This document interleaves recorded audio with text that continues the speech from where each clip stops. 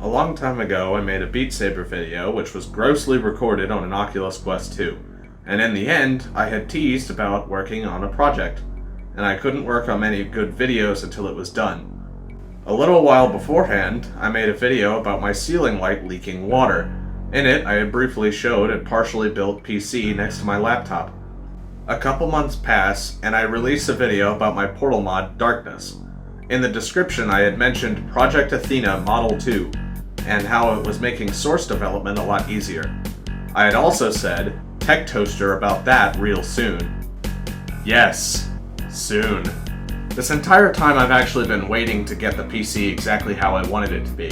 So in this video, I'll talk about it and its history.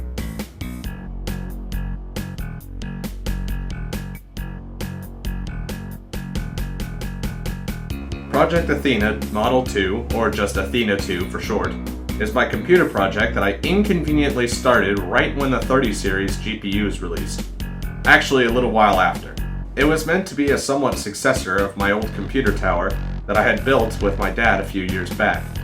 That thing actually never had a proper name, going from the supercomputer to just the gaming computer to the toaster computer, based off of the old Toaster Co. intro of a toaster on a desk catching fire. But being a generally low-spec machine, I ended up using a 2009 MacBook Pro for most of the time. That computer ended up collecting dust. I came to the conclusion that I needed a gaming laptop because I play a lot of games, but I also don't like sitting in front of a desk, and I like to go places when I was playing games. So when my brother's gaming laptop got fried in a power surge, I saw opportunity to try to fix it. That hope was quickly lost. So in the end, I ended up giving my brother my old gaming tower, while I got his laptop to continue trying to fix. Because keep in mind, I hadn't been using the tower, so it was just kind of like a, well, either way, I don't use this thing, so if I'm trading it for a broken thing, it doesn't matter for me anyway. Either way, we ended up with a working one that I'm reading the script off of. When Oculus made Quest Link work with USB 2 cables, I promise we'll get to the computer in a minute.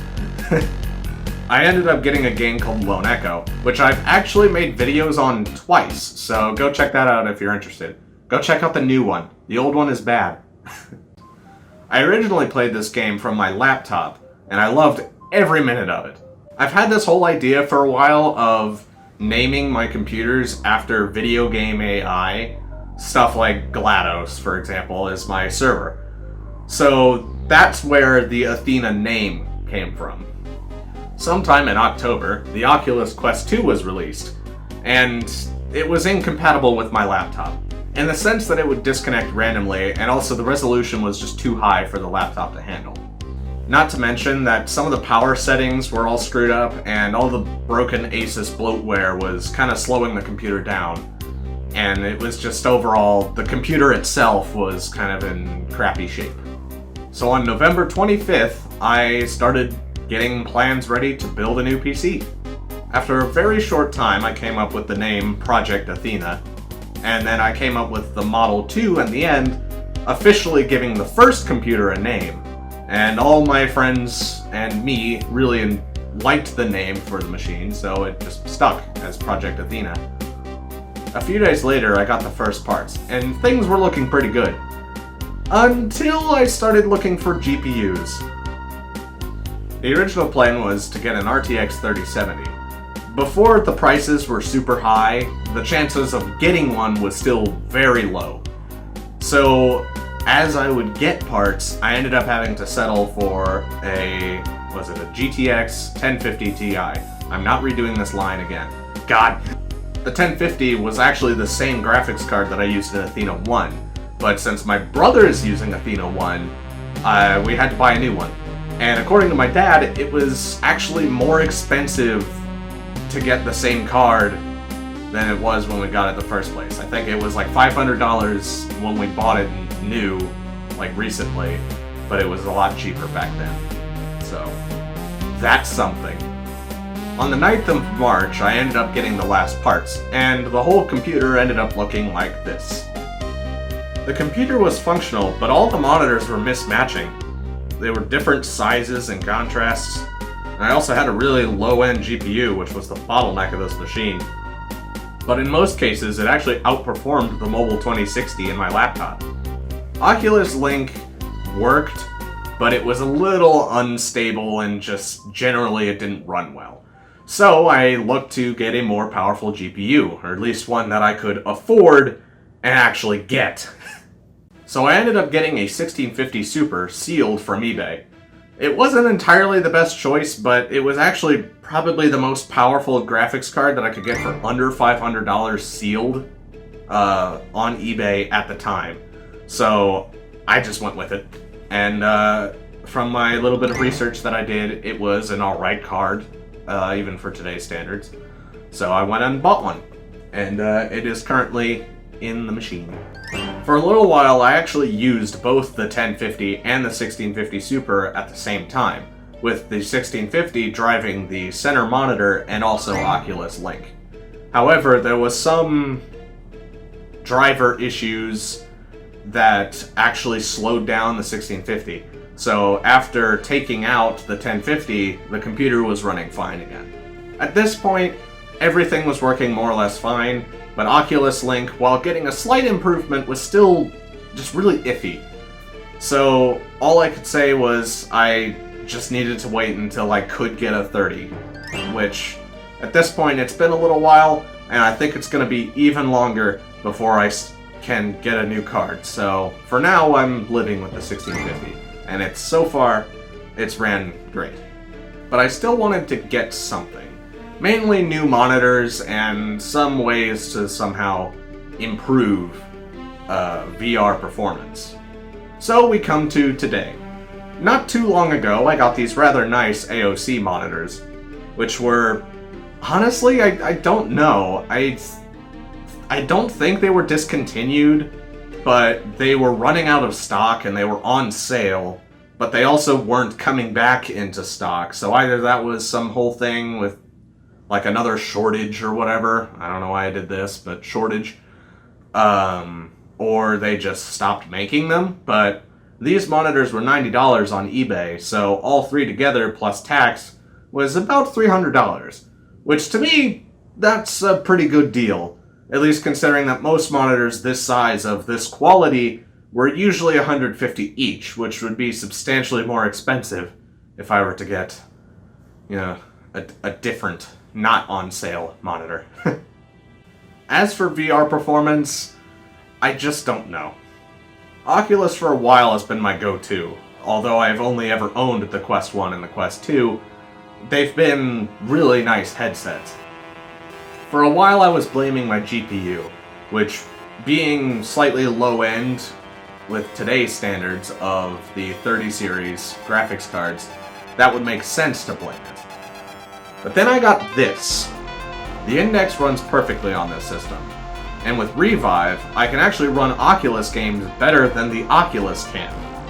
I've tested this with a higher refresh rate so far, at an automatic resolution, and it's actually ran Echo VR, which was one of my problematic games, just so smoothly. It was incredible. So at this point, I basically have everything I wanted. I have a good VR, I have a good computer, and while I may not have a 3070, this thing's pretty good, all things considered. It's ran every game I throw at it on high settings, and it runs perfectly fine. And by I mean every game, I mean most games. It has its limits, as most machines tend to. Most of the games that I have trouble running at high settings with are VR games, so I just turn those settings down and it runs fine. But I don't play stuff like Cyberpunk, so I don't have the most intensive games in the world. The most intense game I have is probably Half-Life Alyx and Echo VR, and even then, on low settings, those games run great, so, yeah. Since I haven't talked about the specs yet, I may as well do that now, real quick. It has a Ryzen 7 3700X at 3.6 GHz, a Corsair H60 liquid cooler, an MSI B550-A Pro motherboard, that's a name if I've ever heard one, 32 gigabytes of RAM, 2.5 terabytes of storage spanning 2 solid-state drives and a mechanical hard drive, an NZXT H510 case, a 650-watt power supply, and of course an EVGA GTX 1650 Super. Athena Model 2 is currently running Windows 10, although it was going to run a later build of Windows 11, but there was a slight incompatibility issue with the index, and it was causing the display to disconnect every once in a while, and I just couldn't live with that. Slightly unrelated, I was going to make a video, a tech toaster, of Windows 11, and in fact, I still have some footage of installing it on Athena, but it's just, everyone kind of beat me to it, so I didn't think anyone would be interested in my video, so that's all out there, I guess. This actually doesn't support Windows 11 because of the weird new requirement, which kind of sucks being a brand new computer, but whatever. I actually have a workaround for it, and I did that workaround in that scrapped video I made. Basically just putting its SSD into my laptop and installing it on there. My laptop currently runs Windows 11, and I can say for certain it's a really nice operating system. It's actually nicer than 10 in most cases, just personally.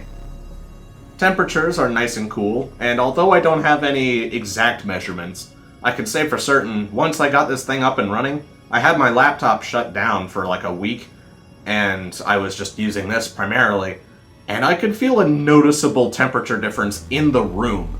Like, I was freezing when I got this thing done.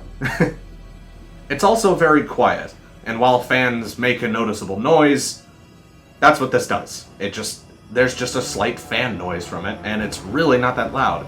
If anything, my air conditioner is running right now, and that's actually louder than the computer. So, it's a really quiet and very efficient computer. My laptop, for example, though, sounded like a jet engine about to explode when playing something like Half-Life for the Gold Source engine. A 90s game.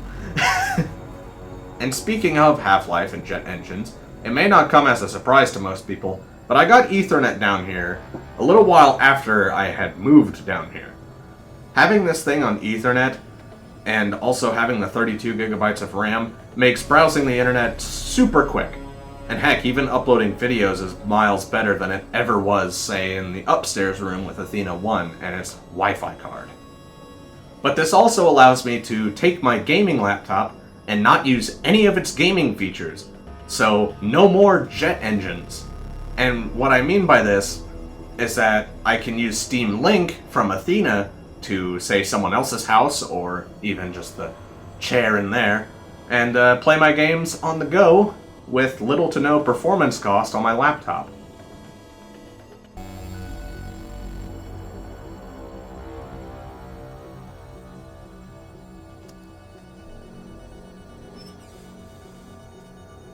I'm not going to re-record the whole line, but I forgot to mention that Steam Link actually works really well on this. Like, there's zero latency almost. A lot better than, say, Athena 1 to my MacBook would have been a few years back, like I used to do, believe it or not. So in conclusion, this whole machine is just perfect for me. This video is kind of a cluster mess of just misorganized format. Hopefully I can figure out something better for tech toasters in the near future.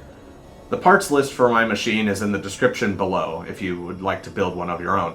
And if you haven't already seen the video of me repairing a Commodore 64, don't bother. I never do, sadly. After 3 videos and almost a year of working on it, I ended up having to scrap the project, and sadly I never got that thing to work properly.